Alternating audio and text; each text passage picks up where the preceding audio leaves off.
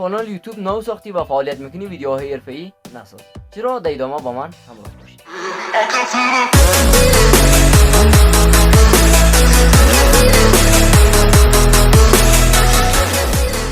سلام دوستان، خوش اومدید به ویدیو فوق العاده عالی از کانال آکادمی یوتیوبر شو. دوستان تو این کانال فقط آموزش‌های سیاست یوتیوب بهتون آموزش میدم. اگه دوست داشتین ویدیو رو لایک کنید، کانال رو سابسکرایب کنید، نوتیفیکیشن هم حتما فعال کنید. خیلی به من انگیزه میدین تا ویدیوهای جدید مفیدتر برای شما تهیه و تقدیم. خب دوستان، اگر شما کانال یوتیوب نو ساختین و فعالیت میکنید، اصلا ویدیوهای حرفه‌ای نسازید. چرا که اگر نو کانال میسازید ویدیوهای شما بازدید نمیگیره و بعضی شرایط‌ها داره یوتیوب که اونو چک میکنه که آیا این فردی که داره در یوتیوب فعالیت میکنه پشتکار داره یا فعالیت طولانی داره یا خیر.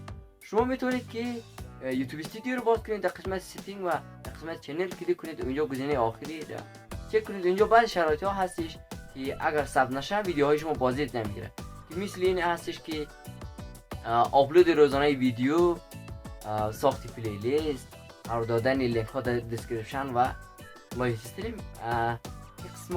یک گزینه ها هستش که اگر شما اینا را تکمیل کنید، روزانه انجام بدین، بعد ویدیوهای حرفه‌ای بسازید، بازدیدهای بسیار فوق العاده میگیره. دوستان لایک و سابسکرایب یادتان نره. الله یارو نگهدار.